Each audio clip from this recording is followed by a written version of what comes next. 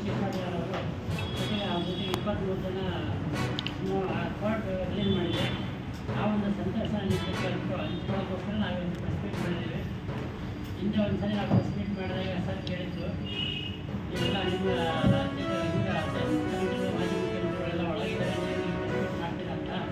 ಅವಾಗ ನಾನು ಹೇಳಿದ್ದೆ, ನಮ್ಮ BJP ಸಿದ್ಧಾಂತದಿಂದ ಅವ್ರನ್ನೆಲ್ಲ ಒಳಗೆ ಹಾಕಿದ್ದಾರೆ, ಅದೆಲ್ಲ ಸುಳ್ಳು ಸುದ್ದಿಗಳು, ಅದರಿಂದ ಅವ್ರು ಇವತ್ತಲ್ಲಿ ನಾಳೆ ಹೊರ ಬರ್ತಾರೆ, ಅದೆಲ್ಲ ಬೇಯಿಸ್ಕೊಂಡು ಅಂತ ನಾನು ಹೇಳಿದ್ದೆ. ಅದು ಇವತ್ತು ಸತ್ಯ ಆಗಿದೆ. ಈಗ ನಿಮಗೆಲ್ಲ ಗೊತ್ತಿದೆ, ಅದು ಮೊನ್ನೆ ಕೋರ್ಟಲ್ಲಿ ತೀರ್ಮಾನಿಯಾಗಿ ಕಳಿಸಿದ್ದಾರೆ. ಸುಳ್ಳು ಅಪರಾಧ ವಹಿಸಿ ಕೇಜ್ರಿವಾಲ್ ಮತ್ತು ದೇಶೇಶ್ವರಿಯನ್ನು ಒಳಗಾಕಿದ್ದೀರಾ. ಆದ್ದರಿಂದ ಈಡವರು ಏನೋ ಸಾಕ್ಷಿ ಇಲ್ಲದೇ ನೀವು ತಗೊಂಡ ಒಳಗಾಕಿದ್ದೀರಾ, ಅದಕ್ಕೆ ನಿಮ್ಮ ಮೇಲೆ ಕೇಸ್ ಹಾಕಬೇಕು ಅಂತ ಹೇಳ್ಬಿಟ್ಟು ಕೋರ್ಟು ಆದೇಶ ಹೊರಡಿಸಿ ನಮ್ಮ ಆಮ್ ಆದ್ಮಿ ಪಾರ್ಟಿಯವರೆಲ್ಲರೂ ರಿಲೀಸ್ ಮಾಡಿದೆ.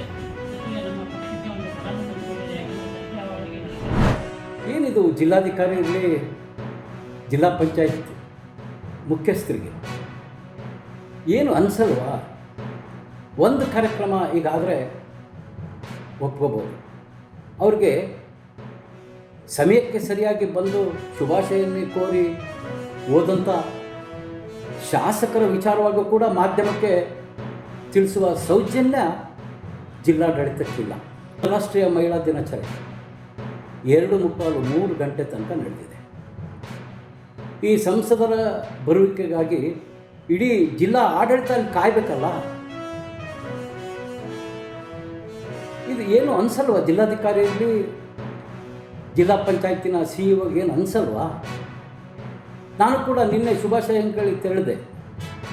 ಸೌಜನ್ಯಕ್ಕಾದರೂ ಶಾಸಕರು ಶುಭಾಶಯಗಳನ್ನು ಹೇಳಿ ತೆರಳಿದ್ದಾರೆ ಅಂತೇಳಿ ಮಾಧ್ಯಮದವರಿಗೆ ತಿಳಿಸ್ತಕ್ಕಂಥ ಸೌಜನ್ಯ ಕೂಡ ಇಲ್ಲ. ಇವರು ಒಂದು ರೀತಿಯಾಗಿ ಒಂದು ಮನೆಯ ಸೇವಕರ ರೀತಿ ಇವರ ವರ್ತನೆ ಇದೆ. ಅಲ್ಲಿ ನಡೆದಿರ್ತಕ್ಕಂಥ ಅನೇಕ ಅಧಿಕಾರಿಗಳಿಗೆ ಸೆನ್ಸಸ್ ಮೀಟಿಂಗ್ ಇತ್ತು. ಜಿಲ್ಲಾದ್ಯಂತ ಸೆನ್ಸಸ್ ಕಾರ್ಯಕ್ರಮ ಪ್ರಾರಂಭ ಆಗಿದೆ.